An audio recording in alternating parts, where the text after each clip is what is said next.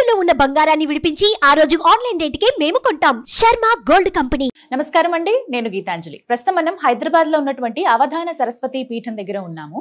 దేవి శరన్నవరాత్రుల్లో భాగంగా మూలా నక్షత్రం రోజున ఇక్కడ చాలా దివ్యమైన కార్యక్రమాలు జరుగుతాయి. ప్రత్యేకించి ఆలయంలో అమ్మవారి సమక్షంలోనే చిన్నపిల్లలు ఎవరైతే వస్తారో వారికి నాలుక పైన బీజాక్షరాలు రాస్తారనమాట.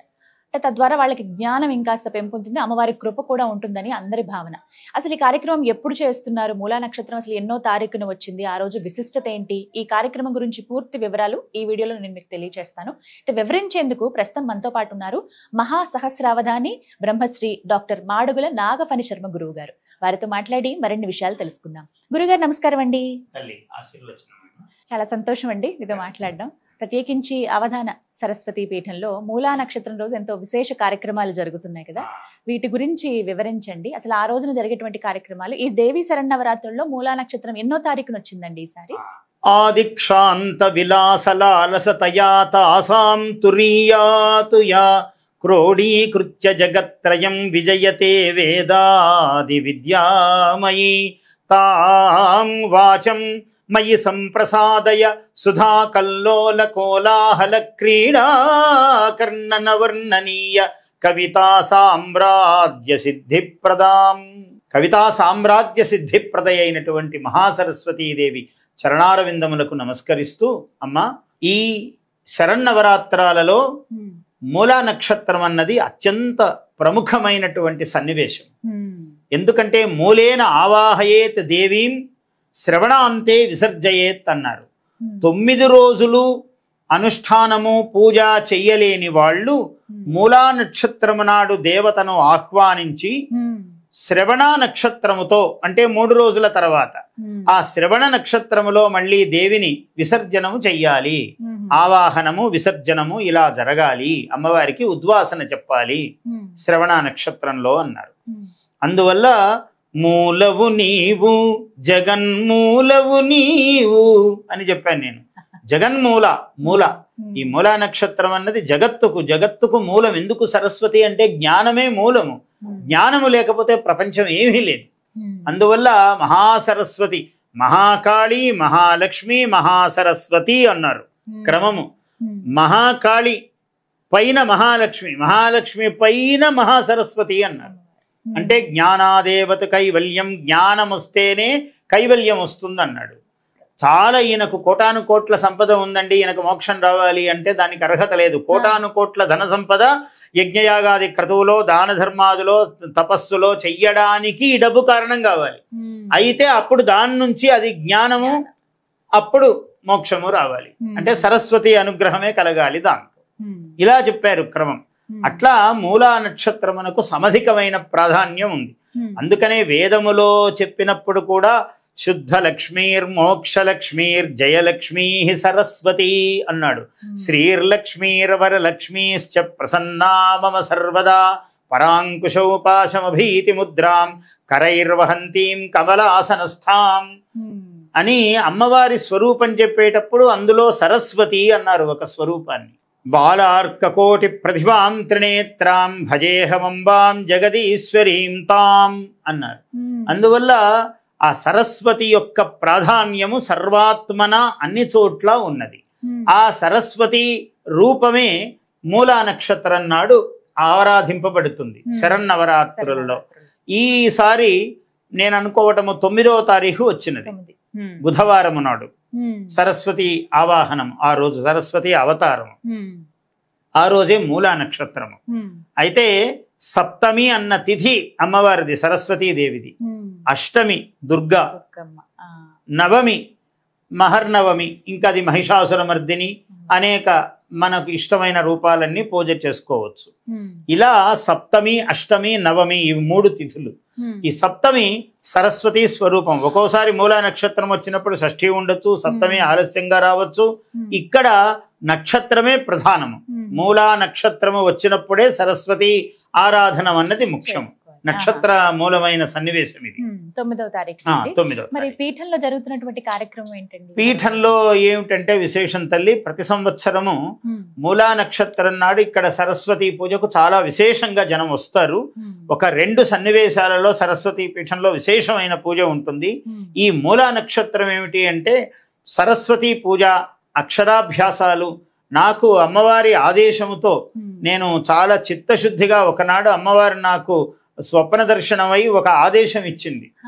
నీవు విద్యావంతుడివిరా, నువ్వు మహాకవివి, నీకు ఈ అనుగ్రహం ఇచ్చాను, నీ చేత్తో బీజాక్షరములు వ్రాయి పిల్లలకు అని ఒక అనుగ్రహం అమ్మవారు ప్రసాదించింది. అందువల్ల నేను ఎంతమందికి వీలైతే అంతమందికి ఆ రోజు నాలుకలపై బీజాక్షరాలు వ్రాస్తాను. నేను నాకేదో ఒక పద్ధతి చెప్పింది ఆమె, ఒక దర్భాగ్రముతో ఇలా రాయాలి అని చెప్పినది. దానితో నాకు కూడా తెలియదు, ఒక్కొక్క ముఖము చూసినప్పుడు అక్కడ ఏ బీజాక్షరాలు రాస్తానో నాకు కూడా తెలియదు. అందరికీ ఒకటే వ్రాయను. అది అంటే ఇది బయటికి చెప్పడానికి కూడా వీల్లేదు, ఇంతవరకే చెబుతున్నాను.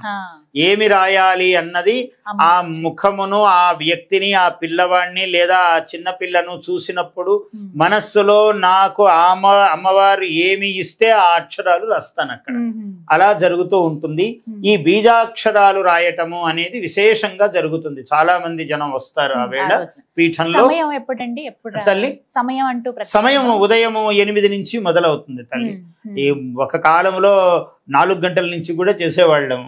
అయితే ఇవాళ జనము కూడా అనేక విధాలైన వ్యాపకాలలో పాపం ఆలస్యమైపోయి, మాది ఆలస్యమైపోయింది గురువు గారు అని ఇబ్బంది పడి ఇలా ఉంటాయని మా కార్యకర్తలందరూ కొంచెం సమయము సడలించి, సమయము రాత్రి ఎక్కువ పట్టినా పర్వాలేదు కానీ అది 8కి మొదలైతే బాగుంటుంది అని 8 గంటలకు నిర్ణయించారు.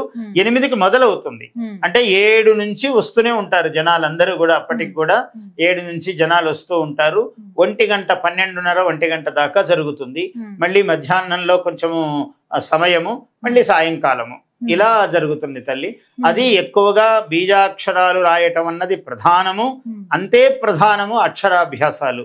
ఈ 2 కార్యక్రమాలు మూలా నక్షత్రం నాడు, సరస్వతి పూజ నాడు. ఒకవైపు హోమము, పూజ అమ్మవారికి తెల్లవారుజాము నుంచి జరుగుతూనే ఉంటాయి. అవన్నీ ఆ క్రతువులన్నీ ఒకవైపు జరుగుతాయి. అమ్మవారికి అభిషేకము ఇవన్నీ. అంటే జనం వచ్చేటప్పటికి వాళ్లకు అభ్యంతరం లేకుండా బీజాక్షరాలు రాయడము అన్నాక వాళ్ళని కూర్చోబెట్టి నేను అభిషేకం చేస్తూ కూర్చుంటే హడావిడి పడుతూ ఉంటారు జనాలు.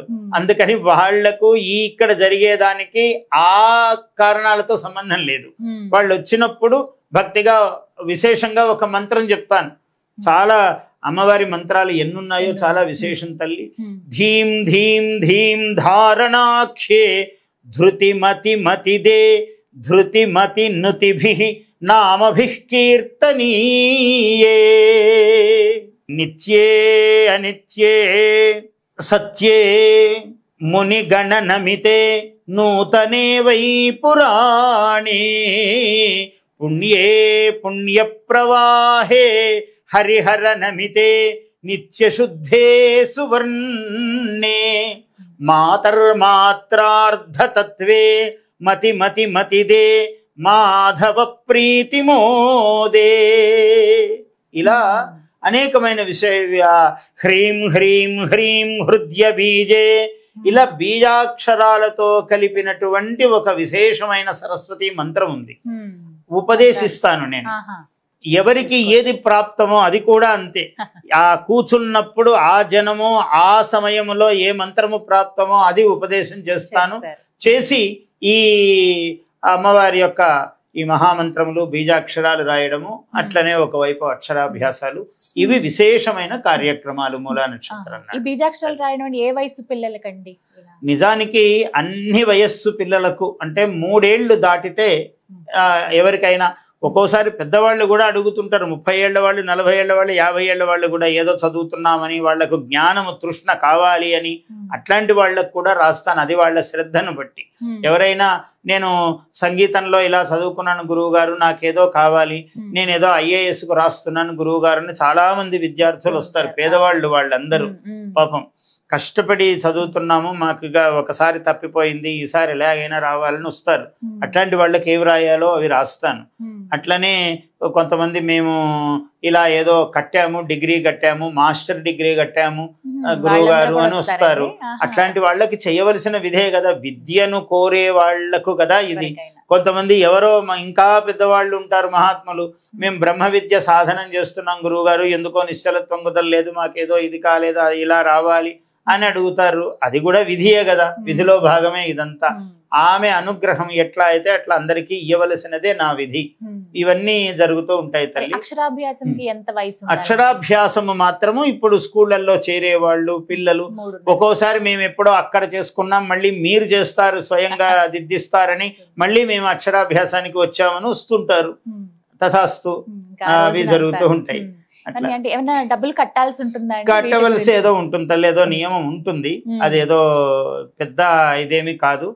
ఎవరైనా చెయ్యలేమంటే కూడా ఏమి దానికి విషయం ఏమి ఉండదు. వాళ్ళు ఏమి చెయ్యగలిగితే అది వాళ్లకు చెయ్యటం అన్నది నా విధి తప్ప వాళ్ళేం చేస్తారన్న దానికి నియమం లేదు.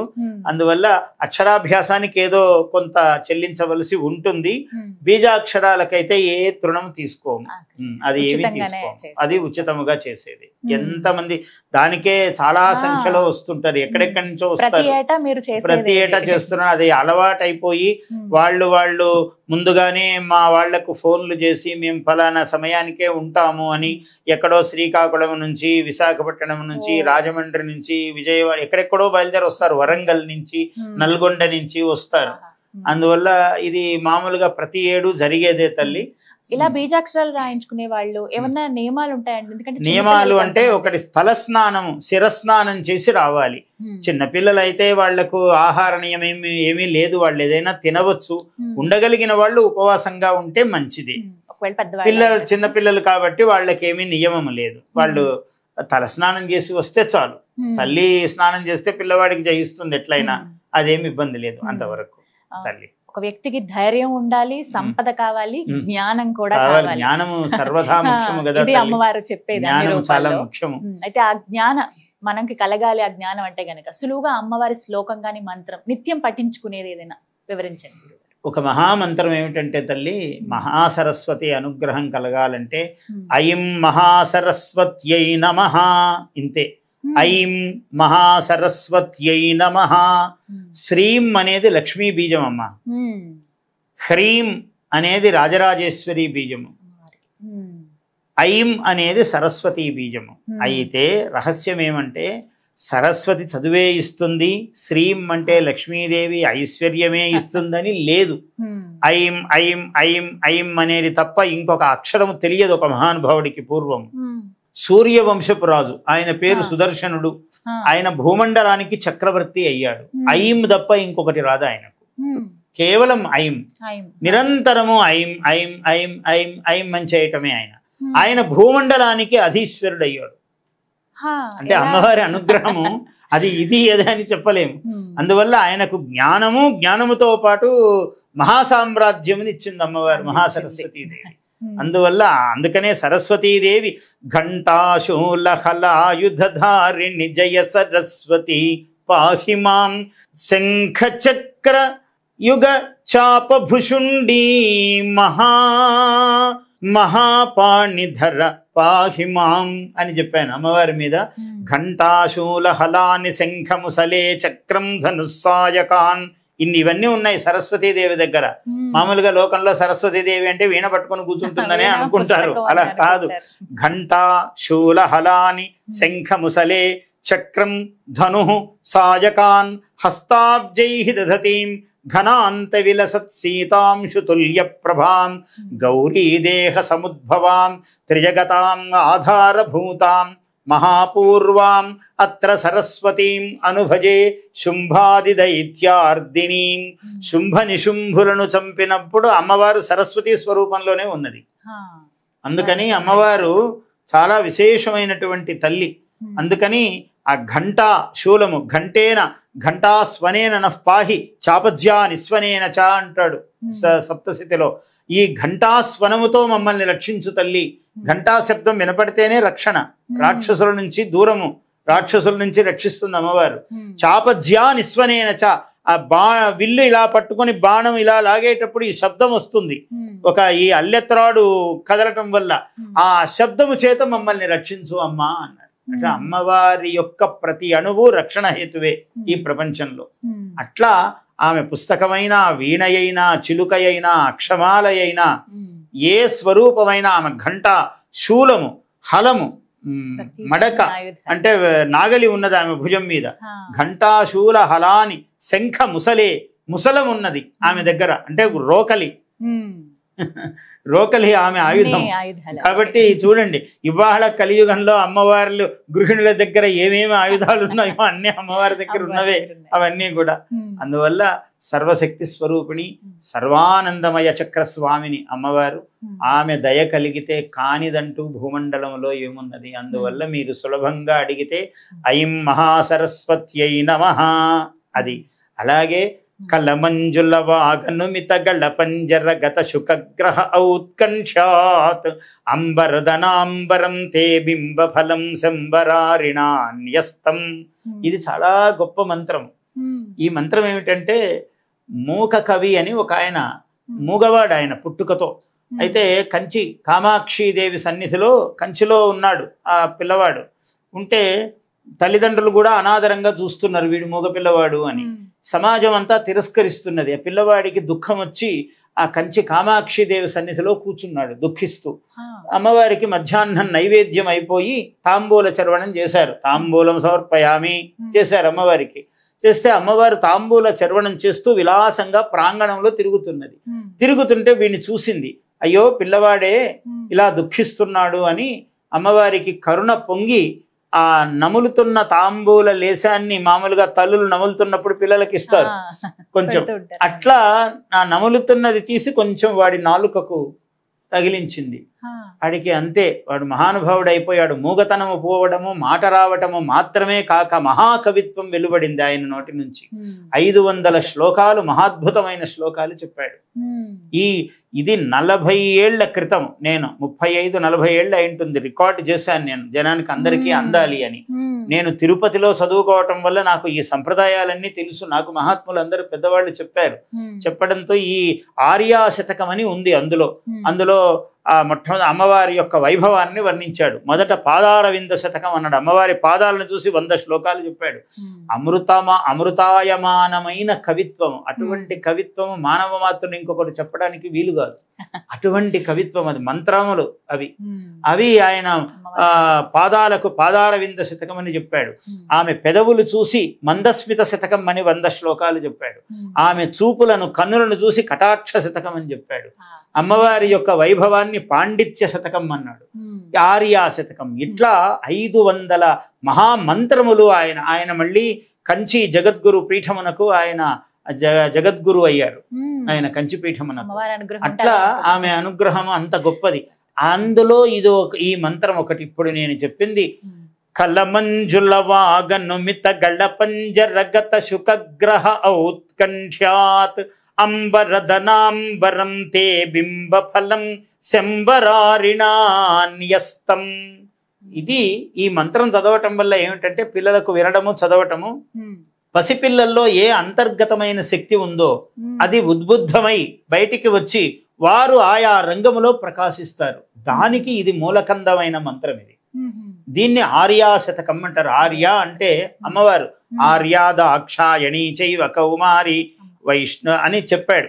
కాబట్టి ఆర్యా దాక్షాయణీ చైవ గిరిజా మేనకాత్మజ. అమ్మవారు పార్వతీదేవికి నామాలు ఇవన్నీ కూడా. అయితే ఆర్య అనేది ఒక అర్థం అమ్మవారు. ఆర్య అంటే ఒక వృత్తం సంస్కృతంలో. తెలుగులో కందపద్యం లాగా ఉంటుంది. ఒక మాత్ర, ఒక దీర్ఘ మాత్ర భేదం ఉంటుంది దానికి దీనికి. అట్లా ఆర్య వృత్తం ఛందస్సు, అందులో చెప్పారు ఇవన్నీ. ఇట్లా ఇది చాలా మహామంత్రం. ఇవి సులభంగా అందరూ చదువుకోదగినవి తల్లి. ఇంకా సులభంగా అంటే చిన్న పిల్లలు కూడా అమ్మవారిని స్మరించుకునే విధంగా ఐం తల్లి. చిన్న పిల్లలకి ఏమిటంటే, నేనేమంటానంటే, మన ఇప్పుడు పిల్లలు ఎవ్వరూ పలకలేక ఏమీ లేరు తల్లి. ఐం పలికించవచ్చు, ఒక్కటే చాలు బీజాక్షరం. లేదు సరస్వతి నమస్తుభ్యం అందరూ మర్చిపోయారు ఈ రోజుల్లో. సరస్వతి నమస్తుభ్యం వరదే కామరూపిణి విద్యారంభం కరిష్యామి సిద్ధిర్భవతు మే సదా పద్మపత్ర విశాలాక్షి పద్మకేసరవర్ణిని పద్మకేసరవర్ణిని నిత్యం పద్మాలయే దేవి సామాం పాతు సరస్వతి. ఇది చెప్పొచ్చు. తల్లి నిన్ను దలంచి పుస్తకము చేతన్ భూనితిన్ నీవు నా ఉల్లంబందున నిల్చి జృంభణముగాన్ ఉక్తుల్ సుశబ్దంబు శోభిల్లన్ పల్కుము నాదు వాక్కులను సంప్రీతిన్ జగన్మోహిని ఫుల్లాబ్జాక్షి సరస్వతి భగవతి పూర్ణేందు బింబానన. ఎంత గొప్ప పద్యాలు తల్లి ఇవన్నీ మర్చిపోయాము. ఏమన్నారు? జగన్మోహిని అన్నారు. వాడు విద్యావంతుడైతే జగత్తును మోహింపజేస్తాడు అన్నాడు. అంటే వాడికి అంత శక్తి వస్తుందని. అందువల్ల ఇవన్నీ పిల్లలకు చెప్పినవన్నీ కూడా చక్కగా రాసుకుంటే హాయిగా తల్లి ఇవన్నీ కూడా చదువుకోవచ్చు. మరీ పలకలేని చిన్న పిల్లలు ఐం ఐం ఐం చెప్తారు. శ్రవణ గ్రహణ ధారణ పటుర్ బాలహ అన్నారు. పిల్లలు గ్రహణము ధారణము దానికి చాలా శక్తి ఉంటుంది వాళ్ళకు.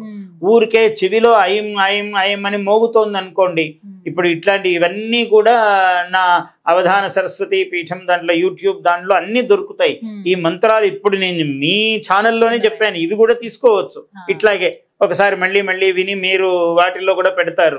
అలా 1-2 సార్లు విని తీసుకోవచ్చు. ఇవన్నీ పెట్టడం ఏమిటంటే పిల్లలకు చిన్న వయస్సు నుంచి ఈ సంస్కారం రావాలి. ప్రతి నోటికి పద్యాలు అని నేను ఒక ఇది పెట్టి చాలా కాలం పిల్లలకు పద్యాలు ఎప్పటి నుంచో నేర్పిస్తున్నాను. ఇప్పుడు నా దగ్గర అవధాన పీఠంలో చాలా మంది 100ల మంది పిల్లలకు రోజు సన్నివేశమై పద్యాలు నేర్చుకుంటున్నారు. ఇవి ఇట్లా పద్యము ప్రతిదీ రావాలి. మన తెలుగు భాషకు వరమే పద్యము, పద్యమే మంత్రము, అదే శ్లోకము. అందువల్ల ఇవన్నీ రావాల్సిందే తల్లి పిల్లలకు. ఏ వయస్సు వాళ్ళకు తగినట్టు ఆ వయస్సు వాళ్ళు నేర్చుకోవాలి. చాలా ఏమీ లేదు. కాళిదాసు ధారానగరంలో వెళుతున్నాడట. నేను ఎక్కడ పాఠశాలలకు వెళ్ళినా ఇవన్నీ చెప్తూ ఉంటాను. ధారానగరం, ఆ నగరం ఇప్పుడు ధార్ అన్నారు, అన్ని తోకలు తెగ్గొట్టారు, కాల ప్రక్రమేణ పోయింది. అందులో ధారా ఎంత బాగుంది, హాయిగా కవితాధారలాగా ఉంది ధారానగరము. ఆ ధారానగరం భోజరాజు అంటే కాళిదాసు ఉన్నాడు. నిజానికి చరిత్రలో వాళ్ళిద్దరు కలిసి లేరు. ఆయన ఒక కాలం ఈయన ఒక కాలంలో ఉన్నాడు. ఏమైనా కాళిదాసు వెళుతున్నాడట. వెళుతుంటే ఒక అమ్మాయి తాటియాకు పత్రం, ఆ రోజు పలకలు లేవు కదా, పలకలు ఇప్పుడు కూడా లేవు, ఎవరు పలకలు పట్టుకోవడం లేదు, అందరు పుస్తకాలకు వచ్చేసారు. ఆ అమ్మాయి తాటియాకు పట్టుకొని పోతుందట, చిన్న పిల్ల. కాత్వం బాలే అని అడిగాడు ఆయన శ్లోకంలో. కాత్వం బాలే, ఆ అమ్మాయి అన్నది కాంచనమాల, నా పేరు కాంచనమాల అండి అన్నది. ఓహో బాగుందే పేరు. కశ్యాఫ్ పుత్రి, మీ అమ్మగారు ఎవరు, నువ్వెవరమ్మాయివి అని అడిగాడు. కశ్యాఫ్ పుత్రి కనకలతాయా, మా అమ్మ పేరు కనకలత అని చెప్పింది. ఈమెమో కాంచనమాల, వాళ్ళ అమ్మ పేరు కనకలత. కనకలతాయా హస్తే కింతే, చేతిలో ఏదో పట్టుకున్నావే ఏమిటి అని అడిగాడు. హస్తే కింతే తాళీపత్రం, తాళపత్రం పట్టుకున్నాను. కావారేఖ, ఏదో రాసావే, ఏదో గీసావు అందులో. కావారేఖ కాఖ గాఘ అన్నదట అమ్మ. అంటే కాళిదాస్ అంతటి వాడు శ్లోకంలో అడిగితే శ్లోకంలో సమాధానం చెప్తోంది. అది ధారానగరం, ఆనాటి విద్యా విశేషం. ఇవాళ పిల్లలందరూ కూడా అలా తయారు కావాలి. పిల్లలకు మన భాష, సంస్కృతి, మన పద్యము, ఈ పద్యము చెబితే ముఖము వికసిస్తుంది. ఆ శబ్దము నాభి మండలం నుంచి శోధనము, శుద్ధి ఏర్పడుతుంది ఆ పద్యం పలికితే. కాత్వం బాలే కాంచనమాల కశ్యాఫ్ పుత్రి కనకలతాయా హస్తే కింతే తాళీపత్రం కావారేఖ కాఖ గాఘ. ఒక సంగీతము ఈ భాషలో ఉంది, మన తెలుగు భాషలో. అట్లాంటి సంగీతము, సాహిత్యం ఇవన్నీ పిల్లలకు తెలుస్తాయి తల్లి. ఇగో ఇలాంటివన్నీ రావాలి పిల్లలకు. చాలా సంతోషం అండి, ఎంత చక్కగా వివరించారు. మీరు అసలు సమయం ఇస్తే ఇంకా కొన్ని ప్రత్యేకమైన కార్యక్రమాలు కూడా చేద్దాంలే తల్లి. మీ శ్రద్ధను బట్టి తప్పక చేద్దాం. చాలా సంతోషం, చాలా చక్కగా వివరించారు. ధన్యవాదాలు గురుగారు. నమస్కారం. ఆశీర్వచనం. విన్నారు కదా, మూలా నక్షత్రం రోజున ఈ దేవి శరన్నవరాత్రుల్లో భాగంగా 9వ తారీఖు నుండి మనకి అవధాన సరస్వతి పీఠం హైదరాబాద్ హైటెక్ సిటీ దగ్గర. చాలా మందికి తెలుసు, మీరు ఒకసారి గూగుల్ చేయండి, కరెక్ట్ అడ్రస్ తెలుస్తుంది. చక్కగా నేరుగా వచ్చి ఇక్కడ అమ్మవారి ఆలయం దగ్గర ఆగొచ్చు. మీరు ఆ రోజున వచ్చి మీ పిల్లల్ని తీసుకురండి. ఇంకా ఎవరైనా గురువుగారు చెప్పినట్టుగా పెద్దవాళ్ళు ఏమన్నా కార్యక్రమాలు మేము చేసుకుంటున్నాం, ప్రత్యేకించి ఇంకా చదువుకోవాలనుకుంటున్నాం, వాటి గురించి కూడా మాకు అమ్మవారి అనుగ్రహం కావాలనుకునే వాళ్ళకు కూడా బీజాక్షరాలు రాస్తారు. అలాగే చిన్నపిల్లలకి అక్షరాభ్యాసం ఈ కార్యక్రమం కూడా చాలా దివ్యంగా జరుగుతుంది. ప్రతి ఒక్కరూ కూడా విచ్చేసి అమ్మవారిని దర్శించుకుని అమ్మవారి కృపను పొందాలని మనస్ఫూర్తిగా కోరుకుంటున్నాము. ఇది ఇవాల్టి వీడియో. నమస్కారం.